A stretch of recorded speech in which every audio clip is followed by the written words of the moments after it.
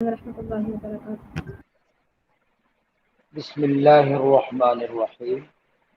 اللہم صل علی محمد وعلی آل محمد وبارک وسلم علیہ۔ باب فی المعاریض، معاریض کا باب ہے۔ یہ معاریض کا معنی ہے کنایتاً یا توریہ کے طور پر بات کرنا، الفاظ کے لفافے کے اندر کوئی معنی چھپا ہوا ہو، ظاہر الفاظ میں بات نہ کرنا بلکہ الفاظ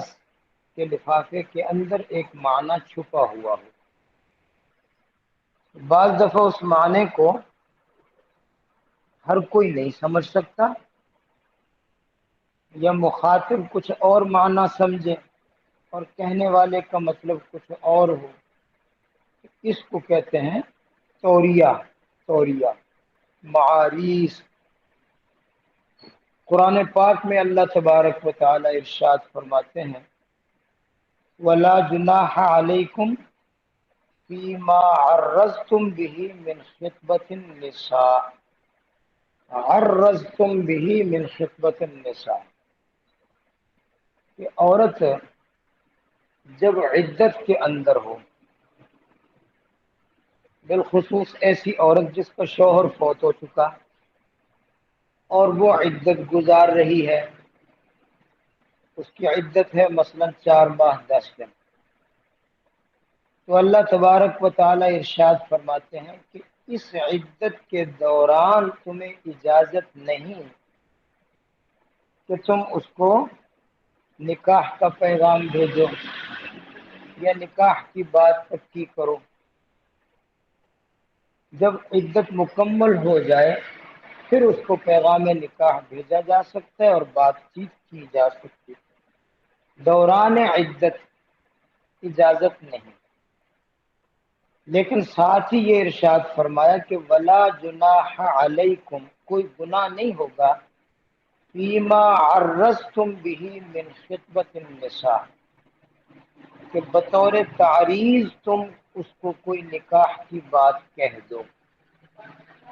ظاہراً الفاظ میں نہیں کہنا بلکہ الفاظ کے لفافے میں چھپی ہوئی بات ہو۔ مثلا ان کو یہ کہہ دیا جائے کہ آپ کی تو ابھی عمر جوان ہے، آپ کو تو آپ کے متعلق تو سب سوچ رہے ہوں گے کہ آپ کی شادی ہونی چاہیے، یا اس طرح کا کوئی اشارہ کر دینا کہ میرا بھی ارادہ ہے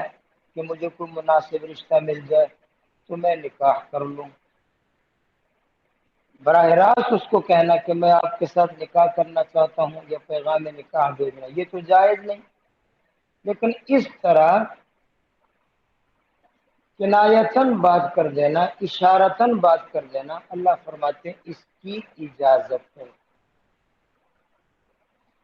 تو یہ تو میں نے ایک مثال دی ہے قرآن پاک سے کہ فیما عرضتم به من خطبۃ النساء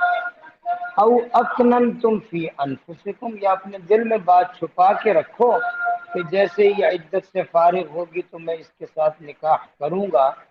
لیکن جب تک وہ عدت سے فارغ نہ ہو جائے اس وقت تک اس کے ساتھ ظاہر الفاظ میں نکاح کی بات کرنا یا پیغام دینا یہ جائز نہیں۔ تو اب سمجھ گئے ہوں گے کہ معاریض کس کو کہتے ہیں۔ اچھا، اب سوال یہ ہے کہ یہ توریتاً کوئی بات کرنا یہ جائز ہے یا ناجائز ہے؟ تو انتہائی ضرورت کے موقع پر،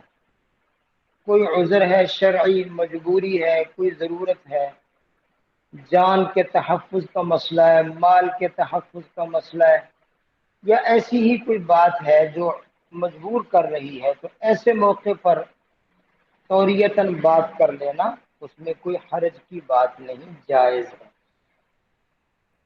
لیکن کوئی عذر بھی نہ ہو، کوئی مجبوری بھی نہ ہو، پھر بھی اس طرح کی بات کرنا کہ مخاطب کچھ اور سمجھے اور میرا مطلب کچھ اور ہو، تو اس کی اجازت نہیں ہے۔ اس کی اجازت نہیں ہے۔ یہ ایک قسم کا جھوٹ ہوگا کہ مخاطب نے جو بات سمجھی ہے وہ اس میں مجھے سچا سمجھ رہا ہے، حالانکہ میرا وہ مطلب ہی نہیں ہے۔ جب میرا وہ مطلب ہی نہیں ہے تو گویا میں جھوٹا ہوں۔ وہ مجھے سچا سمجھ رہا اور میں اس کے ساتھ جھوٹ بول رہا، اس معنی میں جو معنی وہ سمجھتا ہے، تو یہ ایک قسم کا جھوٹ ہوگا، تو پھر یہ جائز نہیں ہے۔ اس کی بہت ساری مثالیں آپ نے پہلے بھی سنی ہوئی ہوں گی، کہ جیسے جناب رسول اللہ صلی اللہ علیہ وآلہ وسلم ایک مرتبہ سفر میں تھے، کسی غزوے کے سفر میں تھے، تو دشمن کے علاقے سے دو آدمی صحابہ کرام نے پکڑ لیے۔ آدمی اس لیے پکڑے تھے کہ تاکہ ان کے ذریعے سے کچھ معلومات حاصل ہو جائیں دشمن کی نقل و حرکت کے اور ان کے ارادوں کے متعلق۔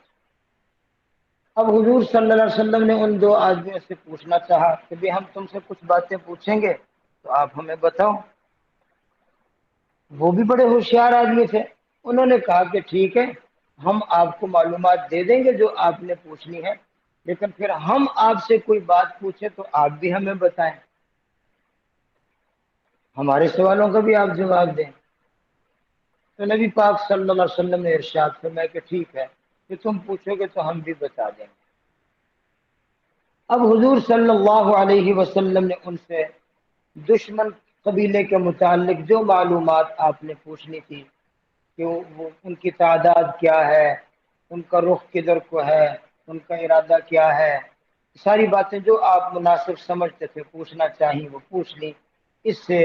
دشمن کی نقل و حرکت کے متعلق کافی معلومات حاصل ہو گئی۔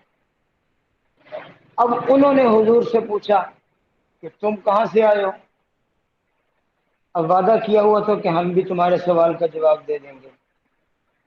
تو جناب رسول اللہ صلی اللہ علیہ وسلم نے جواب میں ارشاد فرمایا کہ جئنا من العراق، ہم عراق سے آئے ہیں۔ اب عراق سے انہوں نے یہی سمجھا کہ عراق جو ملک ہے یہ وہاں کے کچھ رہنے والے لوگ ہیں، یہ ادھر تو اپنے سفر میں آئے ہوئے ہیں، حالانکہ حضور تو عراق سے نہیں آئے تھے بلکہ مدینے سے آئے تھے۔ اب عراق کا دوسرا معنی پانی کے چشمے کو بھی کہتے ہیں۔ تو نبی پاک صلی اللہ علیہ وسلم نے جس چشمے کے پاس سے گزر کے آئے تھے، آپ نے وہ مراد لیا کہ جئنا من العراق، ہم عراق سے یعنی پانی کے چشمے کے پاس سے آئے ہیں۔ حضور کی مراد چشمہ تھا اور انہوں نے سمجھا کہ عراق والے ملک سے آئے ہیں، اس لیے انہوں نے جو سمجھا وہ حضور کی مراد نہیں تھی۔ اس کو توریہ کہتے ہیں۔ اپنے حالات کو چھپانا بھی ضروری تھا جنگی ماحول کی وجہ سے، تاکہ ہماری نقل و حرکت کا دشمن کو پتہ نہ پڑ جائے۔ تو یہ ایک عذر، ایک ضرورت اور مجبوری ہے کہ دشمن سے اپنی نقل و حرکت کو خفیہ رکھنا اور دشمن کے متعلق معلومات حاصل کر لینا۔ اس عذر اور مجبوری کی وجہ سے آپ نے وہاں پر توریہ فرمایا۔ تو ضرورت کی وجہ سے توریہ کر لینا جائز ہے، بلا ضرورت یہ جائز نہیں ہے۔ اس کی دوسری مثال بھی بڑی مشہور ہے کہ جناب رسول اللہ صلی اللہ علیہ وآلہ وسلم اور آپ کے ساتھ حضرت صدیق اکبر رضی اللہ عنہ جب سفر ہجرت میں تھے اور لوگ آپ کے دشمن آپ کی تلاش میں تھے کہ کہیں پکڑے جائیں، ڈھونڈ لیں، دشمن آپ کو پکڑنے کے لیے ادھر ادھر پھر رہے تھے، ان کے جاسوس پھر رہے تھے، وہ پیچھے دوڑ لگائے ہوئے تھے کہ ان کو پکڑ لیں۔ تو اچانک کوئی شخص سامنے آ گیا جو حضرت ابوبکر صدیق کو تو پہچانتا تھا اور حضور صلی اللہ علیہ وسلم کو نہیں پہچانتا تھا۔ اس نے حضرت صدیق اکبر سے بات چیت کی اور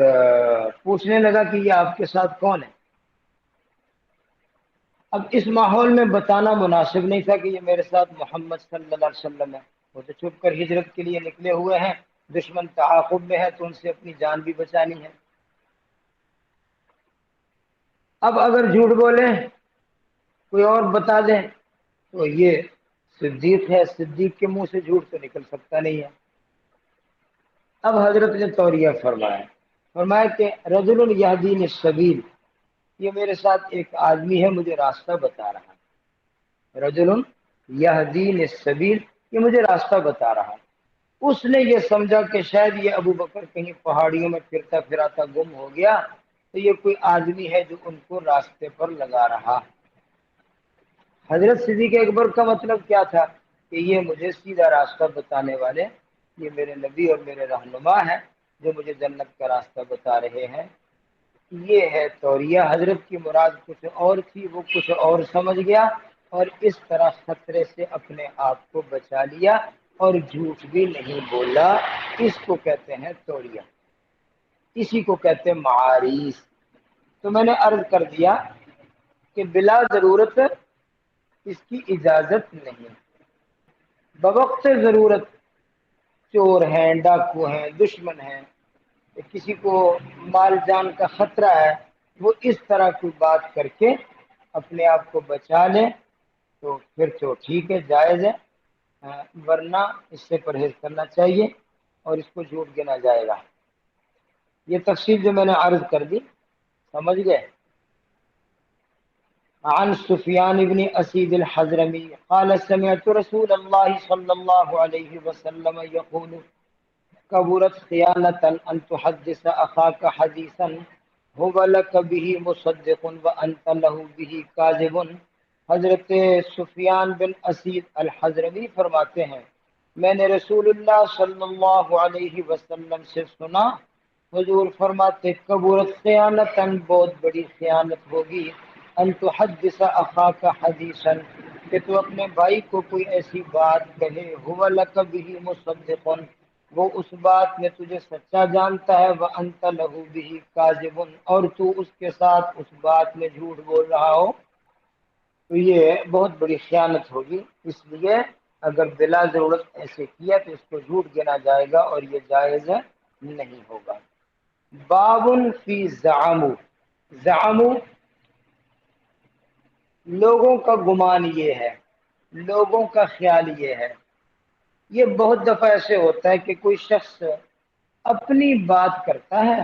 خیال اس کا اپنا ہوتا ہے، لیکن صرف دوسرے پر دباؤ ڈالنے کے لیے یا دوسرے پر اثر ڈالنے کے لیے یوں کہتا ہے جناب سارے لوگوں کا یہی خیال ہے، سارے لوگ ایسے کہتے ہیں، لوگ تمہارے متعلق ایسی ایسی باتیں سوچ رہے ہیں، حالانکہ لوگوں کی طرف لوگوں کو اس بات کا نہیں، بات اس کی اپنی ہوتی ہے، لیکن صرف وہ ایک لوگوں کا اشارہ، لوگوں کا نام لے کر وہ اپنی بات کا وزن بڑھانا چاہتے ہیں۔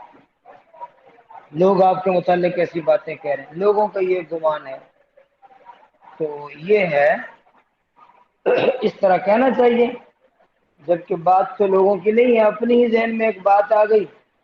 اور دوسرے آدمی کو دباؤ ڈالنے کے لیے کہہ دیا کہ سارے لوگوں کا یہی خیال ہے، سارے لوگوں کا اس میں اس طرح کہنا ہے۔ جناب رسول اللہ صلی اللہ علیہ وسلم نے اس طرح بات کرنے سے بھی ممانعت فرمائی اور فرمایا کہ یہ بہت بری سواری ہے۔ زعمو دوسروں کا گمان یہ ہے، یہ ایک سواری ہے، اس کے اوپر چڑھ کر بندہ دوسرے پر سوار ہو جاتا ہے، تو فرمایا یہ بہت بری سواری ہے، یعنی یہ برا طریقہ ہے۔ بات آپ کے دل کی ہے تو آپ کا جو میرا خیال یہ ہے، ہوتی اپنی بات ہے اور کیا نا ساری جماعت کا یہی خیال ہے، سب لوگ ایسے کہتے ہیں، تو یہ ایک سواری ہے جس پر آدمی سوار ہو کر اپنے مقاصد حاصل کرنا چاہتا ہے، تو یہ غلط بات ہے، غلط طریقہ ہے۔ جی عن ابی قلابة قال قال ابو مسعود لابی عبد الله او قال ابو عبد الله لابی مسعود ما سمعت رسول الله صلی اللہ علیہ وسلم يقول فيما زعموا ما سمعت رسول اللہ صلی اللہ علیہ وسلم یقول فی زعموا، یہ ایک شخص دوسرے سے پوچھ رہے ہیں کہ حضور صلی اللہ علیہ وسلم نے زعموا کے متعلق کیا فرمایا، آپ نے کچھ سنا؟ تو انہوں نے آگے سے فرمایا کہ ہاں سمعت رسول اللہ صلی اللہ علیہ وسلم، میں نے رسول اللہ صلی اللہ علیہ وسلم سے سنا، حضور فرماتے بئس مطیۃ الرجل، بہت بری سواری ہے یہ آدمی کے لیے، زعموا کہنا، بات اپنی اور لوگوں کی طرف نسبت کر کے یہ کہنا، تو یہ بری سواری ہے جس پر سوار ہو کر آدمی اپنی منزل پر پہنچنا چاہتا ہے، اپنے مقاصد حاصل کرنا چاہتا ہے، حالانکہ یہ جھوٹ ہے۔ دوسروں کا خیال ہے یا نہیں، ہوتا اپنا ہی ہے۔ کہتا ہے زعام باب فی الرجل یقول فی خطبته اما بعد، خطبہ جب ہم پڑھتے ہیں کسی بھی موقع پر، نکاح کا خطبہ، عید کا خطبہ، جمعہ کا خطبہ، یا ویسے تقاریر بیانات علماء کرتے ہیں، تو حمد و صلات کے بعد کہتے ہیں اما بعد۔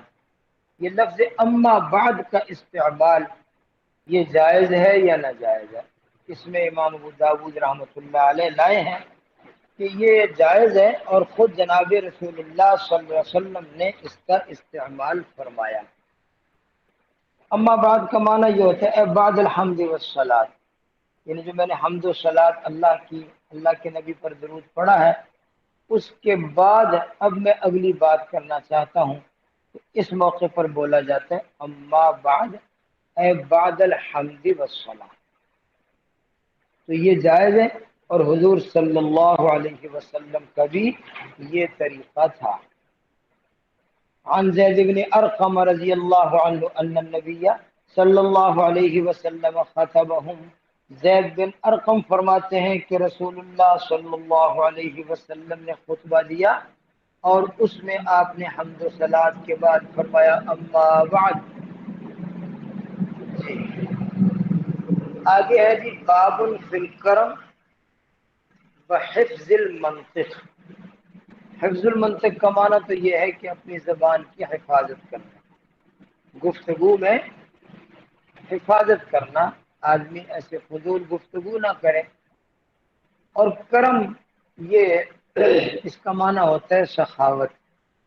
سخی آدمی کو بھی کرم کہتے ہیں۔ عرب لوگ جو ہے یہ انگور کو بھی کرم کہتے تھے، کرم، انگور کا ایک نام عرب پرانے لوگ اس کو کرم کہتے ہیں۔ تو جناب رسول اللہ صلی اللہ علیہ وسلم نے فرمایا کہ اس کو کرم نہ کہو، کیونکہ کرم یہ مسلمان آدمی کی شان ہے۔ اس کا دوسرا نام العنب، انگور کا دوسرا نام، وہ استعمال کرو، کرم نہ کہو۔ تو یہ اس لیے فرمایا کہ کرم کے معنی میں سخاوت ہے، اور سخاوت یہ آدمی کی صفت ہے۔ تو جو غیر معقول ہے، انگور وغیرہ یہ کوئی پھل، ان کو سخی کہنا یہ بے معنی سا لفظ ہے، اس لیے آپ نے فرمایا کہ دوسرا نام استعمال کرو، کرم والا نام استعمال نہ کرو۔ عن ابی ہریرہ عن رسول اللہ صلی اللہ علیہ وسلم قال لا یقولن احدکم الکرم، تم میں سے کوئی بھی انگور کو کرم نہ کہے، اس لیے کہ کرم تو مسلم آدمی کی شان ہے۔ ولیکن قولوا حدائق الاعناب، تم اس کو حدائق الاعناب کہہ سکتے ہو، انگوروں کے خوشے، انگوروں کے باغات۔ تو کرم جو ہے انگور کی بیل کو یا انگور کے باغ کو یا انگوروں کو کہتے تھے، حضور نے فرمایا یہ نہ کہو، بلکہ ان کو دوسرے نام سے یاد کرو۔ تو یہ کوئی شرعی احکام میں سے نہیں ہے کہ جائز ناجائز والی بات ہے، یہ ایک معنی کے لحاظ سے ایک لفظ آپ نے یہاں پسند نہیں کیا تو کہا دوسرا لفظ استعمال کرو۔ جی باب لا یقول المملوک ربی و ربتی، اچھا، کوئی مملوک، کوئی غلام، وہ اپنے آقا کو رب نہ کہے۔ اگر اس کی آقا کوئی خاتون ہے، عورت ہے، تو اس کو ربتن نہ کہے۔ رب مذکر ہے، ربتن مؤنث ہے، مالک کو کہتے ہیں رب۔ یہ مسئلہ سمجھنے سے پہلے ایک اور بات عرض کرتا ہوں تاکہ اس مسئلے کو سمجھنے میں آسانی ہو جائے۔ آپ نے یہ مسئلہ بار بار پڑھا ہے کہ حضور صلی اللہ علیہ وسلم نے جب شراب کی حرمت کا حکم جاری فرمایا کہ شراب حرام ہے اور شراب مت پیو، منع کر دیا، تو اس کے ساتھ آپ نے ان برتنوں پر بھی پابندی لگائی تھی جو شراب کے لیے استعمال ہوتے تھے۔ برتن، یہ برتن بھی توڑ دو، بلکہ ایک حدیث میں ہے، جیسے آپ نے شاید پڑھا ہے کہ جب وہ گدوں کے گوشت پک رہے تھے تو حضور نے جب فرمایا کہ یہ دیگیں الٹ دو، یہ گوشت الٹ دو، ان کو استعمال نہیں کرنا، اور فرمایا ہانڈیوں کو بھی توڑ دو، یہ برتن توڑ دو۔ تو بہت سے صحابہ نے عرض کیا کہ ہمارے پاس برتن تو اور ہے نہیں، تو آپ اجازت نہیں دے دیتے کہ ہم برتن کو دھو لیں، صاف کر لیں اور پھر استعمال کر لیں؟ تو آپ نے فرمایا چلو ٹھیک ہے، ایسے کر لو، اگر اور برتن نہیں ہے تو برتن دھو لو، لیکن جو برتنوں کے اندر گدوں کے گوشت ہیں ان کو الٹ دو۔ تو شراب میں بھی ایسے ہی بعد میں برتنوں کی اجازت بھی دے دی اور فرمایا کن تو نہے تو کم، میں نے تمہیں پہلے منع کیا تھا، اب میری طرف سے اجازت ہے برتنوں کے استعمال۔ تو آپ ذرا غور فرمائیں کہ وہ برتنوں کے استعمال پر جو پابندی آئی تھی شروع میں کہ برتن بھی توڑ دو، اس کی کیا وجہ تھی؟ برتن فی نفسی ہی تو حرام نہیں ہوا تھا، وہ تو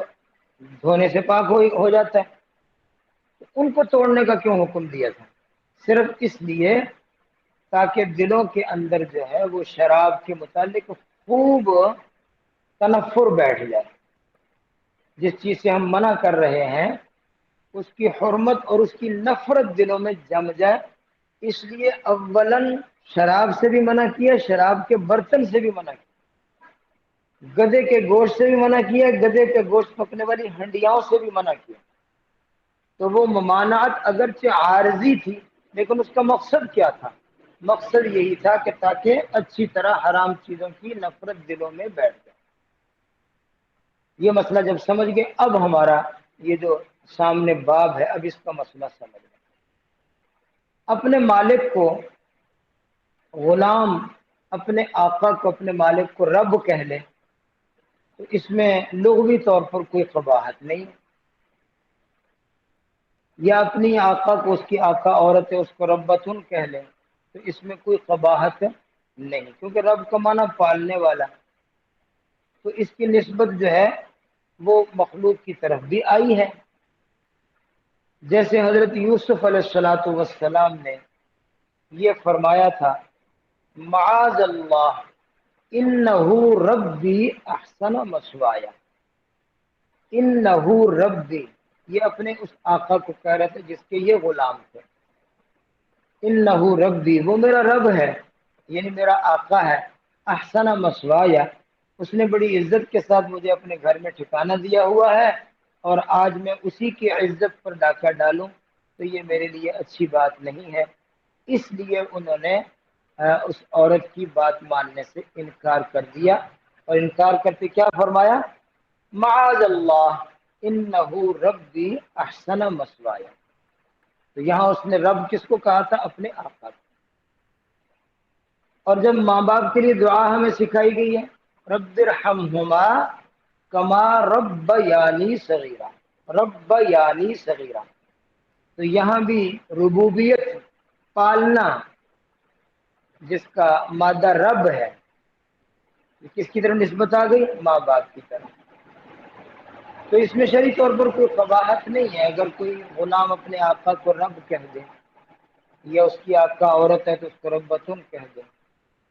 لیکن حضور صلی اللہ علیہ وسلم نے منع فرما دیا۔ تو یہ ممانعت اس درجے کی ہے کہ جب آپ نے شرک سے اور بت پرستی سے لوگوں کو روکا اور منع کیا تو ضرورت اس بات کی تھی کہ شرک اور بت پرستی کی نفرت دلوں میں بیٹھ جائے۔ اس نفرت کو دلوں میں بٹھانے کے لیے جو نام، جو صفات اللہ کی ہیں، وہ الفاظ بھی غیر اللہ کے لیے استعمال کرنے سے منع فرما دیا، تاکہ خوب دلوں میں بات راسخ ہو جائے کہ یہ شان اللہ کی ہے اور اللہ کی کسی بھی صفت میں کوئی اور شریک نہیں ہے۔ تو یہ ممانعت کی یہ وجہ ہے۔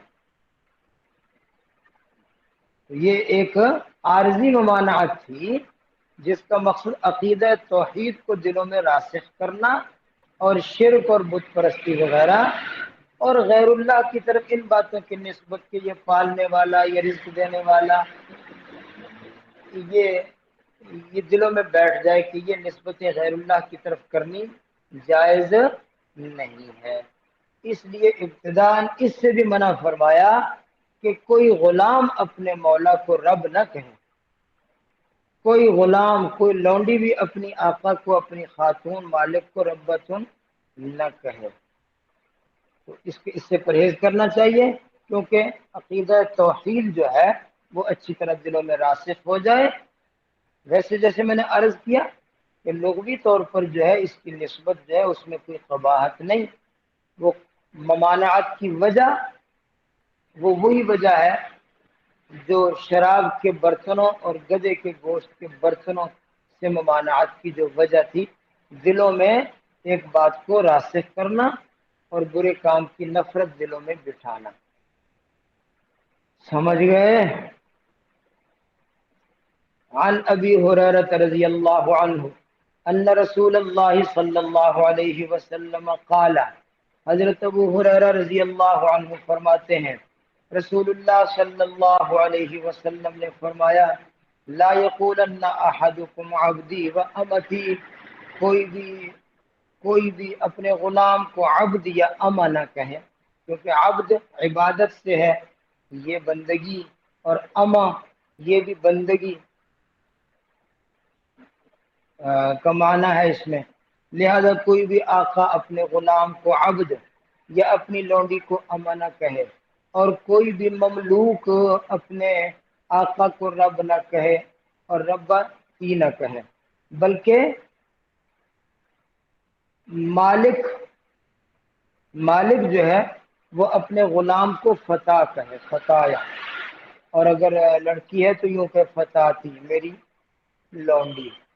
اور مملوک اپنے آقا کو رب نہ کہے بلکہ سیدی کہے، سیدی میرا سردار،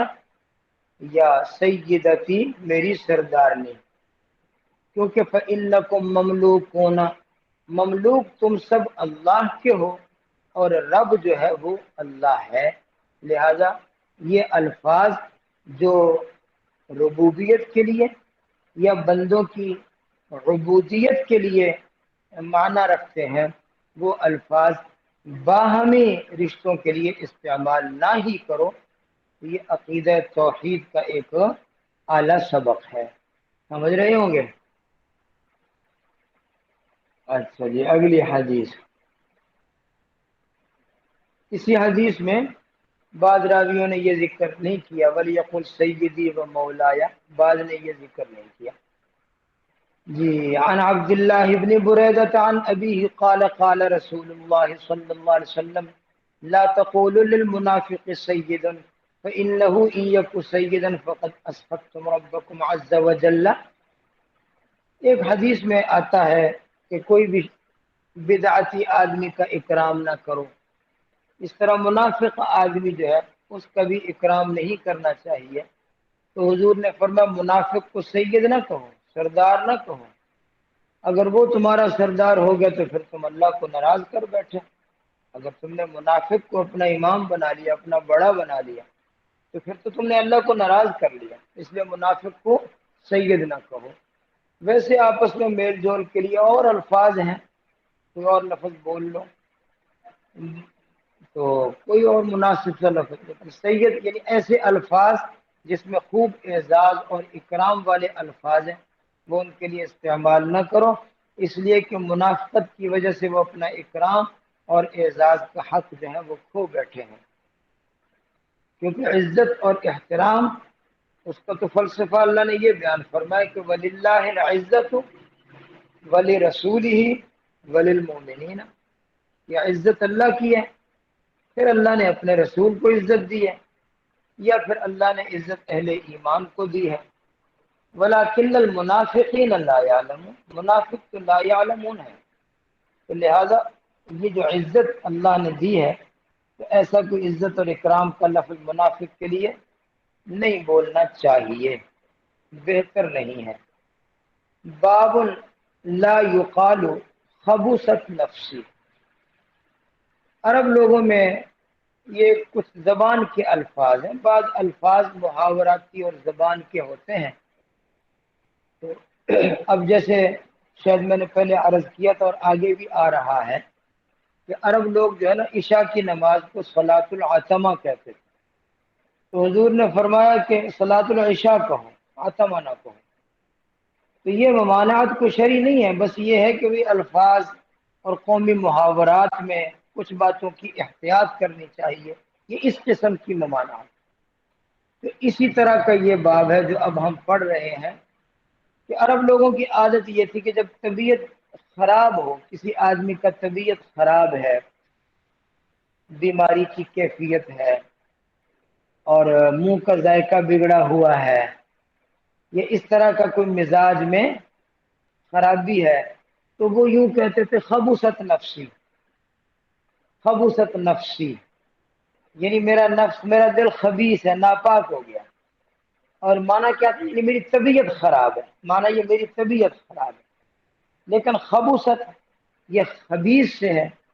ایسا لفظ نہیں بولنا چاہیے اپنے متعلق کہ میرا نفس خبیث ہو گیا،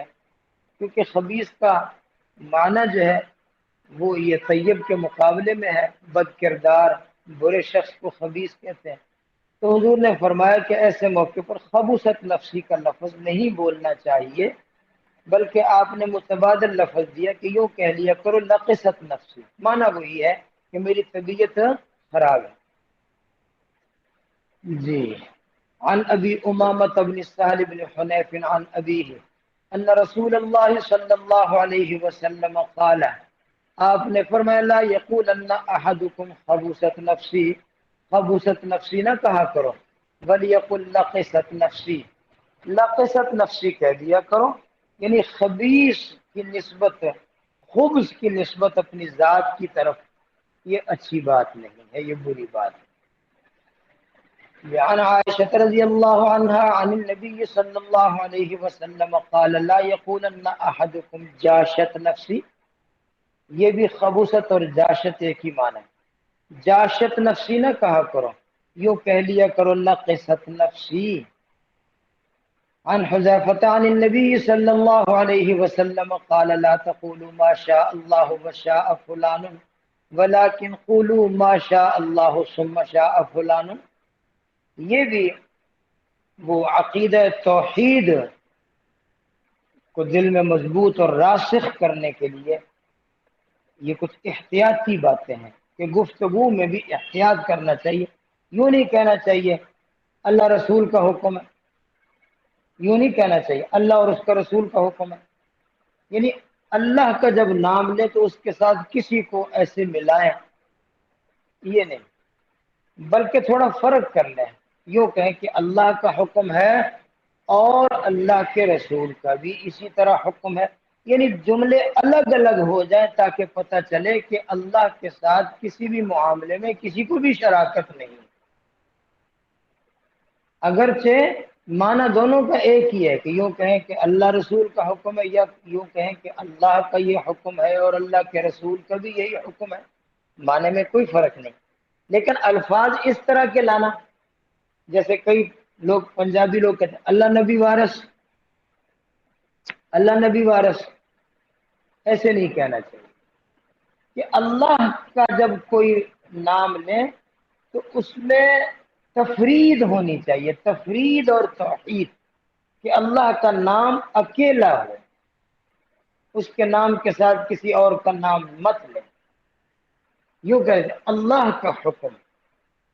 اور بعد میں اگر کسی اور کا بھی آپ نے نام لینا ہے تو پھر اس کو ایک الگ جملے میں لائیں تاکہ اللہ کے نام کی تفرید اور توحید جو ہے وہ باقی رہے۔ یہ بات بھی سمجھ رہے ہیں؟ گفتگو میں اللہ کا نام لیتے وقت کسی کو بھی اس کے ساتھ شریک نہ کریں، بلکہ الگ نام لیں۔ سمجھ رہے ہیں؟ اس لیے فرمایا لا تقولوا ما شاء اللہ وشاء فلان، یوں نہ کہا کرو ما شاء اللہ وشاء فلان، جو اللہ نے چاہا، جو فلان نے چاہا، بلکہ یوں کہا کرو ما شاء اللہ، جو اللہ نے چاہا، پھر الگ جملہ لاؤ دوسرے کا ثم شاء فلان، اور پھر جو فلاں نے چاہا، تاکہ یہ الگ جملہ ہو، پتہ چلے کہ اللہ کے فعل میں اللہ کے فعل میں کوئی اور کسی کی شراکت نہیں۔ ہاں جی آگے حدیث عن عدي بن حاتم أن خطيبا خطب عند النبي صلى الله عليه وسلم فقال من يطع الله ورسوله فقد رشد ومن يعصهما فقال قم او قال اذهب فبئس الخطيب انت. اچھا جی، خطبہ دیتے وقت یہ الفاظ بھی خطبہ پڑھتے ہیں کہ من یطع اللہ ورسولہ فقد رشد ومن یعصہما فإنہ لا یضر الا نفسہ ولا یضر اللہ شیئا. تو خطبے میں خطیب کو یوں ہی پڑھنا چاہیے جیسے میں نے پڑھا ہے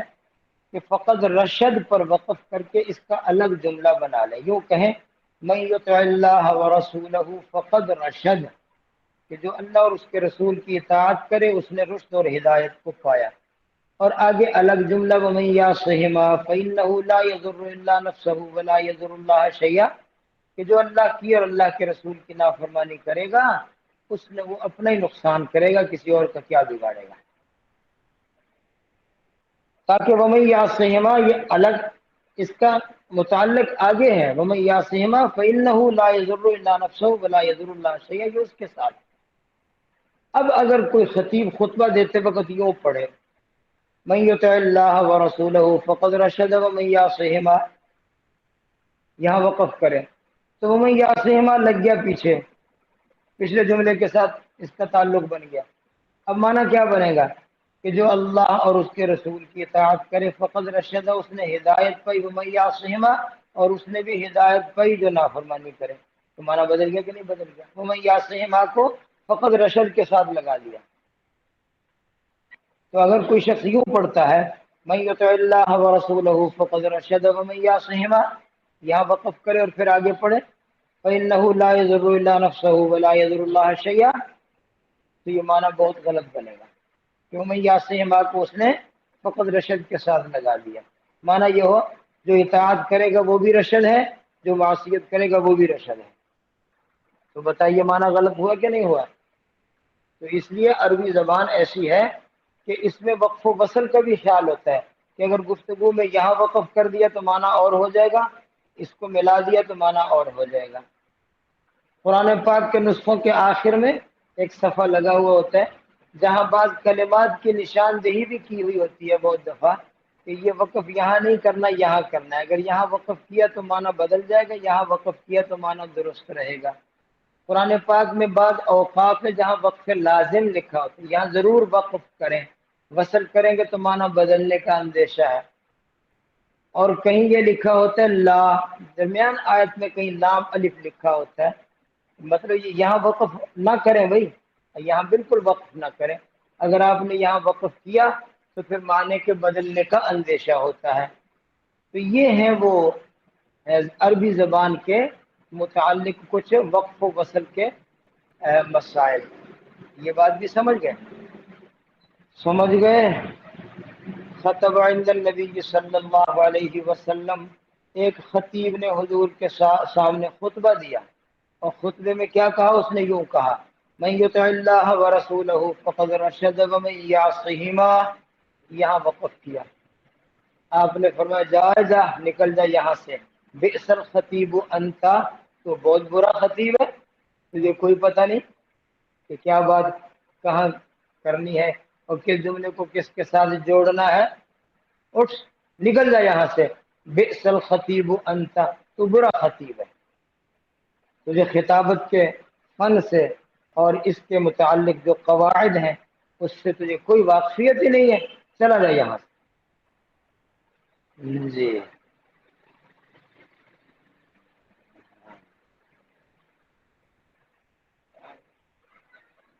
عن ابي تميمة عن ابي المليح عن رجل قال كنت رديف النبي صلى الله عليه وسلم فعثرت دابته فقلت تعس الشيطان فقال لا تقل تعس الشيطان فإنك إذا قلت ذاك تعازم حتى يكون مثل البيت ويقول بقوتي ولكن قل بسم الله فإنك إذا قلت ذلك تصاغر حتى يكون مثل الذباب. جناب رسول اللہ صلی اللہ علیہ وآلہ وسلم کا میں ردیف تھا. ایک آدمی کہتا ہے کنت ردیف النبی، میں حضور کا ردیف تھا. ردیف یا ردف وہ پچھلے سوار کو کہتے ہیں، جیسے ایک سواری پر دو سوار ہوں تو پچھلے سوار کو کہتے ہیں ردیف۔ تو یہ ایک صحابی فرماتے کہ میں حضور کا پیچھے سوار تھا، حضور کا ردیف تھا، فعصرت دعوت ہو، آپ کی دابا جس پر ہم سوار تھے وہ اچھلنے لگی یا گرنے لگی، مطلب اس کا پاؤں لڑکھڑایا اور وہ گرنے لگی۔ یہ معنی کر لیتے ہیں کہ فعصرت دعوت، اس کی دابا کو ٹھوکر لگی، ٹھوکر لگی تو ایسے اوپر والے سوار بھی گرنے لگتے ہیں تو مشکل سے سنبھلے۔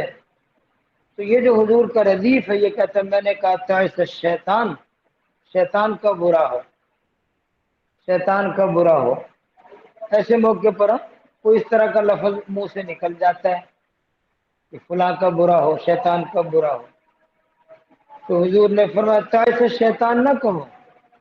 تائس شیطان نہ کہو، کیونکہ جب تم شیطان کو تائس شیطان کہتے ہو تو شیطان خوش ہوتا ہے، میری کوئی ویلیو ہے، لوگ مجھے گالیاں دیتے ہیں، میری کوئی ویلیو ہے، میری کوئی شان ہے، لوگ مجھے گالیاں دیتے ہیں، اس کا مطلب یہ کہ میرا کوئی وزن ہے، میری کوئی شان ہے، تو شیطان موٹا ہوتا ہے، خوش ہوتا ہے۔ ہاں جی۔ تو فرمایا ایسے نہ کہو، شیطان خوش ہوتا ہے۔ فرمایا لا تقل تعس الشیطان، تعس الشیطان نہ کہو، فإنک اذا قلت ذلک، جب تم اس طرح کی بات کہتے ہو تعاظم، شیطان موٹا ہو جاتا ہے، خوشی سے پھول کر کپا ہو جاتا ہے، حتی یکون مثل البیت، حتیٰ کہ اتنا موٹا ہو جاتا ہے جیسے یہ بڑا کوٹھا ہے، بڑا گھر ہے، اتنا موٹا ہو جاتا ہے خوشی سے۔ وَيَقُولُ بِقُوَّتِي، اور وہ دل میں کہتا ہے کہ بقوتی، میری بھی طاقت ہے، مجھے لوگ گالیاں دیتے ہیں اس کا مطلب میری طاقت ہے۔ وَلَكِنْ قُلْ، حضور نے فرمایا ایسے موقع پر چلتے چلتے ٹھوکر لگے، یا سواری کو ٹھوکر لگے اور ایسے ایسے بندہ بے وزن ہو رہا ہو، گرنے کا خطرہ ہو، تو یوں کہہ دینا چاہیے بسم اللہ، اللہ کا نام، اللہ کا نام، اللہ کے نام کی برکت۔ اس سے کیا ہوگا؟ فرمایا فإنک اذا قلت ذلک، جب آپ اس طرح اللہ کا نام لوگے تصاغرا، تو شیطان چھوٹا ہو جاتا ہے، شیطان وہ اس کو پتہ چلتا ہے کہ میرا تو کسی نے نام ہی نہیں لیا، تو چھوٹا ہو جاتا ہے، وہ حقیر ہو جاتا ہے، حتیٰ یکون مثل الذباب، حتیٰ کہ ایسے ہو جاتا ہے جیسے مکھی، مکھی کی طرح چھوٹا ہو جاتا ہے،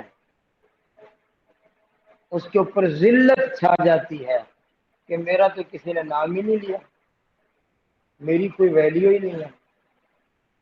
جی، عن ابی ہریرہ رضی اللہ عنہ ان رسول اللہ صلی اللہ علیہ وسلم قال اذا سمعت،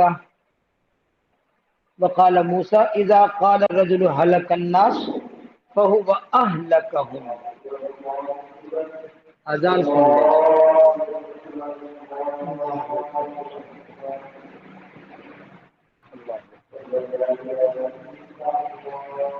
اشهد ان لا اله الا الله،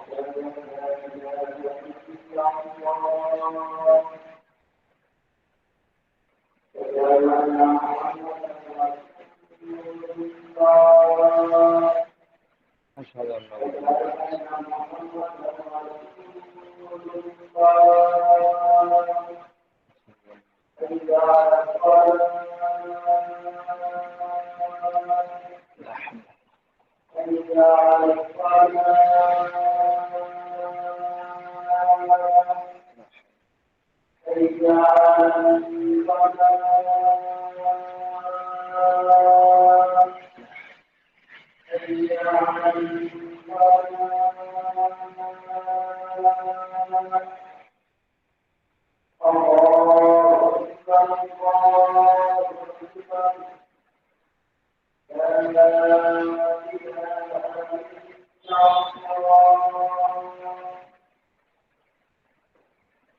اللهم صل على محمد اللهم رب هذه الدعوة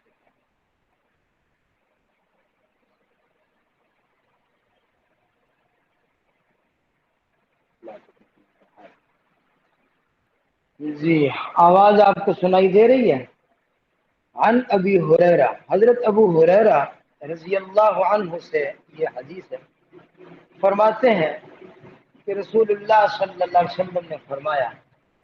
جب تم سنو کہ کوئی شخص یہ کہتا ہلک الناس، لوگ برباد ہو گئے، بعض دفعہ باتوں باتوں میں ایسے کہہ دیتے ہیں سارے جہان کے لوگوں کا بیڑا غرق ہو گیا، سب کا بیڑا غرق ہو گیا، سب برباد ہو گئے،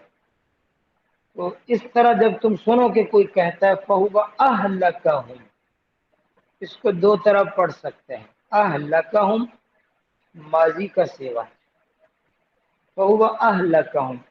اسی نے ان کو ہلاک کیا ہے، یعنی یہ بھی ایک سبب ہے لوگوں کے برباد ہونے کا، لوگوں کے ہلاک ہونے کا، یہ کہنے والا بھی بذات خود ایک سبب ہے، اس نے ہلاک کیا ہے۔ یہ کیسے سبب ہے؟ اس لیے کہ دیکھیں کہ یہ کہنے کی وجہ کیا ہے، اس طرح جب آدمی کہتا ہے تو کیوں کہتا ہے؟ وہ اپنے آپ کو بڑا پاک صاف سمجھتا ہے کہ میں بہت نیک ہوں، میں بہت امانت دار ہوں، میں کوئی گناہ گار نہیں ہوں، لوگ برباد ہو گئے، لوگوں کا بیڑا غرق ہو گیا، سب لوگ خائن ہو گئے، سب لوگ برے ہیں، اس کا مطلب یہ کہ اپنے آپ کو بہت اچھا سمجھ رہا، تو اپنے آپ کو اچھا سمجھنا یہ تکبر ہے، اور یہی سبب ہے دوسرے کی بربادی کا، تو فرمایا یہ بذات خود ان کو برباد کرنے والا ہے کیونکہ یہ تکبر کر رہا ہے۔ اور دوسرا اس کو یوں پڑھا گیا فَهُوَ أَهْلَكُهُمْ، اس میں تفضیل کا سیوا، یہ سب سے زیادہ خود ہلاک ہونے والا ہے، یہ کہتا تو یہ ہے کہ لوگ ہلاک ہو گئے، حالانکہ یہ خود بذات خود سب سے زیادہ خود ہلاک ہونے والا ہے۔ کیوں؟ اس لیے کہ یہ اس زعم میں ہے، اس تکبر میں ہے کہ میں تو بہت نیک پاک ہوں، باقی لوگ سارے خراب ہو گئے۔ لہذا ایسے نہیں کہنا چاہیے کہ ہلاک الناس، لوگ ہلاک ہو گئے، یا تو اپنے آپ کو بھی شامل کرے ساتھ کہ یار ہم سب لوگ ہی دین سے دور ہو گئے ہیں، ہم سب لوگ ہی نقصان میں جا رہے ہیں، یہ تو ایک بات ہے۔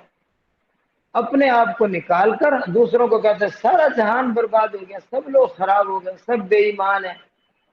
تو اس کا مطلب یہ کہ یہ تکبر میں ہے، اور تکبر کرنے والا خود ہلاک ہونے والا ہے۔ اسی لیے اگلی سطر دیکھیں نا کہ قال ابو داود، امام ابو داود فرماتے ہیں کہ امام مالک رحمۃ اللہ علیہ نے فرمایا کہ اذا قال ذلك تحذرا لما يرى في الناس یعنی فی امر دینہم فلا ارى به باسا، کہ اگر کوئی شخص بطور تحزن کے لوگوں کی دینی بگاڑ کو دیکھ کر، لوگ نماز نہیں پڑھتے، لوگ سچ نہیں بولتے، لوگ حلال نہیں کھاتے، لوگ پردہ نہیں کرتے،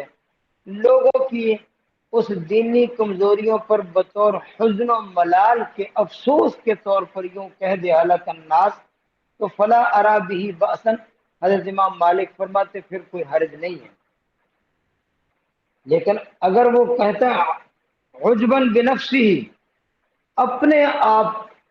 اپنے آپ کو پسند کر رہا ہے بطور عجب کے، عجب مانا تکبر، فخر، خود پسندی، بطور خود پسندی کے اگر وہ کہہ رہا ہے حلق الناس کہ میں تو بہت صحیح جا رہا ہوں، باقی سب لوگ برباد ہو گئے، وتصاغرا للناس، اور دوسرے لوگوں کو حقیر سمجھتے ہوئے کہتا ہے بطور تکبر کے، فهو المکروہ الذی نہی عنہ، تو یہ بری بات ہے جس سے منع کیا گیا ہے، اس لیے سے حلق الناس کہنے والا خود برباد ہوگا، اور اگر وہ پہلے والی صورت ہے تو اس میں حلق الناس کہنے والا فلا ارا به بأسا، امام مالک نے فرمایا کہ اس میں کوئی حرج کی بات نہیں ہے، وہ لوگوں کی اس عملی کمزوری کو پر افسوس کر رہا ہے، تو یہ تو ایک اچھی بات ہے، مصلح آدمی کا کام ہوتا ہے وہ لوگوں کی دینی کمزوری پر اس کو پڑن ہو، اس کے دل میں افسوس ہو، اور اس کے دل کے اندر جو ہے وہ پریشانی ہو کہ لوگ کیوں بے دین ہو رہے ہیں، اس طور پر یہ بات کہنے میں کوئی حرج بھی نہیں ہے۔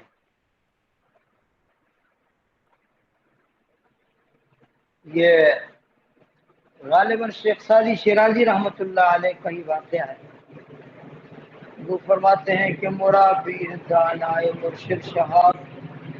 دو اندرز فرمود بر روئے آب، یکے آن کے برخیش و خوشبی مباش، دیگر آنکھ بر غیر بجدی مباش، یہ ان کی رباعی ہے کہ مرا پیر دانائے مرشد شہاب، کہتے میرے پیر میرے مرشد شہاب، ان کے پیر ہیں شہاب الدین ان کا نام ہوگا، تو کہتے ہیں انہوں نے مجھے مرا پیر دانائے مرشد شہاب دو اندرج فرمود بر روئے آب، پانی کے اوپر ہم سفر کر رہے تھے، کشتی کا سفر، تو روئے آب پر یعنی پانی کے اوپر ہم جا رہے، تو اس موقع پر میرے مرشد نے مجھے دو نصیحتیں فرمائی، دو اندرز فرمود بر روئے آب، دو نصیحتیں فرمائی سفر میں، کشتی کے سفر میں، یکے آنکھ بر خیش خوشبی مباش، دیگر آنکھ بر غیر بدبی مباش، ایک نصیحت یہ فرمائی کہ اپنے متعلق خوش بین نہ ہونا کہ میں بہت نیک ہوں، میں بڑا کامیاب ہوں، میں بہت صحیح ہوں، میری بات بڑی اچھی ہے، میرے اندر ہر صفت پائی جاتی ہے، اپنے متعلق خوش بھی نہ ہونا، دیگر آنکھ کے برغیر بدبین مباش، اور دوسری نصیحت یہ فرمائی کہ دوسروں کے متعلق بدبین نہ ہونا، بدگمان نہ ہونا دوسروں کے متعلق کہ دوسرے برے ہیں، تو یہ دو نصیحت ہو گئی، اپنے آپ کو اچھا سمجھنا اور دوسرے کو برا سمجھنا، ان دونوں سے اپنے آپ کو بچا لو۔ بہت یہ مجھے یہ رباعی بہت محبوب ہے، مرا پیر دانائے مرشد شہاب دو اندرز فرمود بر روئے آب، یکی آنکھ برخیش خوشبی مباش، دیگر آنکھ برغیر بدبی مباش، اپنے آپ کو اچھا سمجھنا دوسروں کو برا سمجھنا، یہ بہت بڑا فتنہ اور یہ بہت بڑے خسارے والی بات ہے، اس سے پرہیز کرنا چاہیے۔ جی بات سمجھ رہے ہیں؟ شیخ سعدی رحمۃ اللہ علیہ فرماتے ہیں اپنا واقعہ کہ میں ایک دفعہ اپنے والد کے ساتھ سفر حج میں تھا، ہمارا قافلہ حج کو جا رہا، پرانا زمانہ، تو وہ پیدل قافلے جاتے حج کو جا رہے، راستے میں جنگل آ گیا، رات گزاری، صبح ہوئی پھر چل پڑے، پھر کہیں رک گئے پھر چل پڑے، 2 مہینے 3 مہینے 6 مہینے لگتے، حج کو جاتے حج کر کے واپس آتے، ایک ایک حج میں سال سال خرچ ہو جاتا، زیادہ بھی لگ جاتا، اس طرح کا وہ زمانہ تھا۔ تو کہتے ہیں ایک دفعہ ہمارا قافلہ سارے حاجیوں کا جنگل میں کہیں رات کو ٹھہرا اور سارے حاجی سو گئے، تھکے ہوئے تھے سفر سے، سب سو گئے۔ کہتے میرے والد صاحب بہت اللہ والے تھے، وہ لوگ تو سو گئے، انہوں نے وضو کیا اور مصلی بچھایا اور عبادت میں شروع ہو گئے، مجھے بھی نیند نہیں آئی، تو میں نے دیکھا کہ ابا جی نماز پڑھ رہے ہیں، تو میں نے بھی وضو کیا اور میں نے بھی مصلی بچھا لیا اور میں بھی تہجد میں شروع ہو گیا۔ ماشاءاللہ ساری رات دونوں باپ بیٹا عبادت کرتے رہے، جب صبح سحر کا وقت تھا تو میں نے کہا ابا جی عجیب لوگ ہیں، حج کے سفر میں اور سارے غفلت کی نیند سو رہے ہیں، یعنی میرا کہنے کا مطلب یہ تھا کہ ان کو بھی چاہیے تھا کہ یہ بھی اٹھتے تہجد پڑھتے، حج کا سفر ہے نیکی کا کام کریں، بھلا اس طرح غفلت میں سونا کوئی اچھی بات ہے، ساری رات سوئے رہیں۔ لیکن اس میں باپ تو باپ تھا نا، مصلح کی تو نظر ہوتی ہے، وہ سمجھ گئے کہ اس نے جو اپنی رات کو عبادت کر لیا نا، یہ اس کا تھوڑا سا گھمنڈ آ گیا ہے، اپنی عبادت کی گرمی چڑھ گئی ہے۔ یہی ہمارا حال ہے کہ تھوڑی سی عبادت، ہمارے استاد فرماتے تھے ہمارا حال یہ ہے کہ اگر ایک رات عبادت کر لیں نا ذرا اچھی طرح ٹھیک ٹھاک عبادت کر لیں خوب، تو اب ہمیں صبح یہ انتظار ہوتا ہے کہ اب آسمان سے جبریل علیہ السلام اترے گا اور آ کر ہمیں سلام کرے گا۔ ہمارا حال یہ ہے، وہ ساری زندگی کے گناہ وہ یاد نہیں ہے، اب عبادت کی، اب اللہ کے میں بہت قریب ہو گیا ہوں، اب آسمان سے فرشتہ آ کر مجھے سلام کرے گا آج رات، یہ ہماری عبادت کا حال ہے، گرمی چڑھ جاتی عبادت کی۔ تو ابا جی سمجھ گئے کہ رات کی عبادت کی گرمی چڑھ گئی ہے، تو میں نے کہا ابا جی کیسے حاجی ہیں، حج کے سفر میں سارے غفلت کی نیند سوئے ہوئے ہیں، تو باپ سمجھ گیا، تو کہتے میرے باپ نے کہا اور بے وقوف، اس سے بہتر تھا کہ تو بھی سویا ہی رہتا،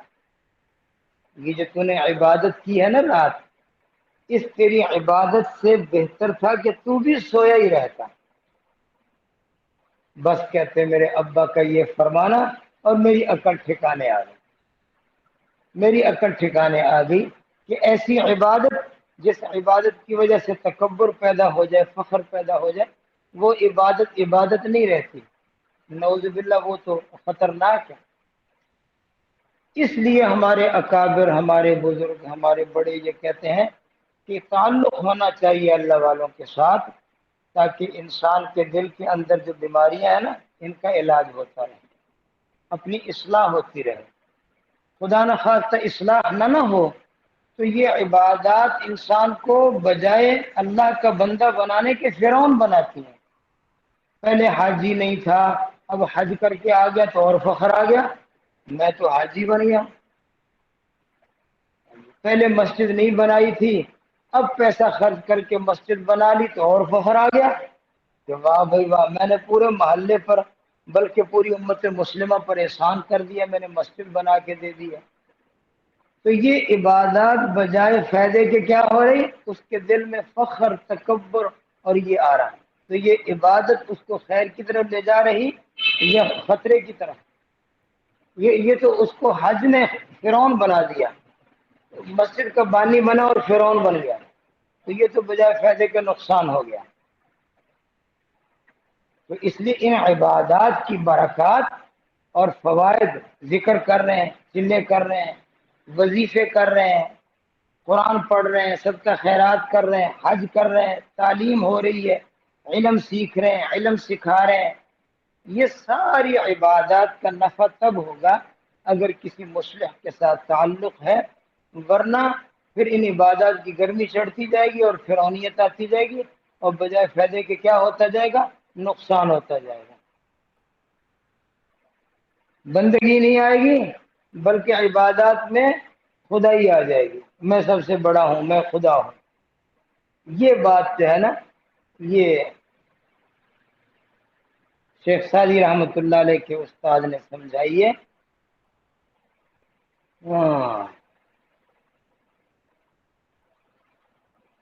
مرا پیر دانا مرشد شہاب، دو اندر جو فرمود بر روئے آب، یکے آ کے برخیش خوشبی مباش، دیگر آ کے بر غیر بدبی مباش۔ دوسرے کے متعلق بدگمان نہ ہونا اور اپنے متعلق خوش گمان نہ ہونا، یہ دو نصیحتیں پیر جی نے سمجھائی۔ اللہ تعالی ہمیں بھی اس پر عمل کرنے کی توفیق عطا فرمائے۔ تو اپنے آپ کو کہنا کہ میں تو بڑا نیک ہوں، لوگ برباد ہو گئے، تو فرمایا فَهُوَ أَهْلَكُهُمْ، یہ خود برباد ہو رہا، پہلے یہ برباد ہوگا، اس میں تکبر آ گیا۔ آپ نے وہ واقعہ بھی پیچھے پڑا کہ ایک عبادت گزار نے گناہ گار کو کہہ دیا تھا کہ اللہ تجھے نہیں بخشے گا، تو اللہ تعالیٰ نے فرشتے کو کہا دونوں کو پکڑ کے لے آؤ، دونوں کی کٹھی موت آ گئی اللہ کے دربار میں۔ اللہ نے اس گناہ گار کو کہا کیوں گناہ کرتا تھا جب یہ تجھے منع کرتا تھا؟ اس نے کہا یا اللہ گناہ تو کرتا تھا لیکن میں امید تھا تیری مغفرت سے، امیدوار تھا۔ اس نے کہا ٹھیک ہے، امید تھی، جی تھی، چلو جاؤ جنت میں۔ دوسرے کو کہا کہ تو کون ہوتا ہے یہ کہنے والا کہ اللہ کبھی نہیں بخشے گا، میری بخشش کا تو ٹھیکیدار ہے، تو نے پیرا لگا دیا میری بخشش کو، میں اپنی بخشش کا خود مالک نہیں ہوں، تو ہے، تو کون ہوتا ہے؟ اس کی ساری عبادتیں برباد کر کے اللہ نے اس کو جہنم میں داخل کر دیا۔ یاد آیا کچھ کہ یہ حدیث ہم نے پڑھی ہے کچھ ہی سبق پیچھے، پچھلے یا اس سے پچھلے سبق میں۔ تو یہ وہ ساری باتیں ہیں جی جن کو سمجھنا اور ہر وقت ان کا استحضار رہے تاکہ دلوں میں فخر، تکبر وغیرہ نہ آ جائے۔ سبحان ربک رب العزت عما یصفون وسلام علی المرسلین والحمد للہ رب العالمین۔ اللہم آمین برحمتک یا ارحم الراحمین۔ جی اجازت۔